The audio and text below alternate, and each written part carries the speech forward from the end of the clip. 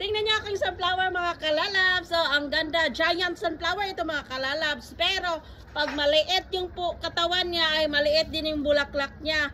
Meron ako na unang natanim mga kalalabs. Ay, sobrang laki. Ipapakita ko sa inyo. Ay, malapit na siyang mahinog.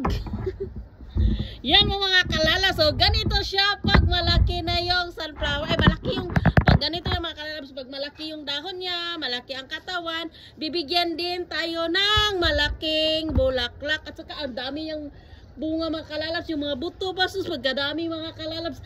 Alam nyo ba na ang sunflower ay pwedeng lutuin? Yes po, makakain po itong sunflower. At bagay itong, sa pag-aalam ko, itong mga sunflower seeds mga kalalabs, bagay ito kainin sa gustong magkaroon ng baby mga kalalabs. Magkaroon, gustong mabuntis ba yung babae at lalaki kanang kakain ng buto ng sunflower. Yan po mga kalalabs, pwede nyo po yung i-search sa Google. Lagsik ang laway. Dahil sa mga kalalabs, chikon sa nakong anak.